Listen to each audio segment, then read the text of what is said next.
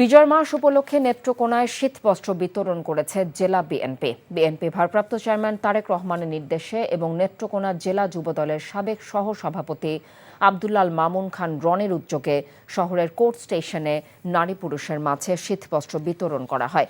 এ সময় উপস্থিত ছিলেন জেলা যুবদলের সাবেক সভাপতি মশিউর রহমান মশু, জেলা বিএনপির সদস্য ইসলাম উদ্দিন খান চঞ্চল সহ অঙ্গ সহযোগী সংগঠনের নেতৃবৃন্দ।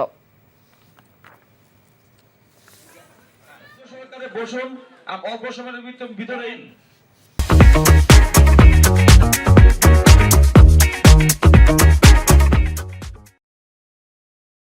চাকরি পেয়ে গেছি।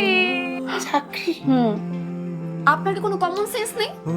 আপনি একটা মানুষের বাসায় ঢুকে পড়ছেন কিভাবে? বাসায় প্রবেশের কি নিষেধ আছে নাকি? এই অসময়ে ছাদে আসার কারণ কি? নতুন করে কারো প্রেমে পড়লেন নাকি? আমি আকাশ দেখছিলাম, আকাশ দেখতে দেখতে হারিয়ে গেলাম, হঠাৎ করে আপনি আসলেন।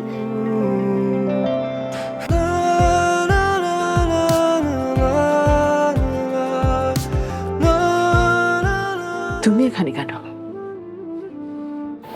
আমার অনুমতি নিয়ে এখানে আসা উচিত ছিল তোমার। মা, এই ছবিটা কার? আমার ম্যাডাম এই ছবিটা দেখে প্রতিদিন কাঁদে কেন মা? এই মেয়েটা কি সব কথা বলছে? মারিয়া, তোমার কি হয়েছে? আজ এত বছর পর কি শাস্তি দিব আপনাকে বলেন তো?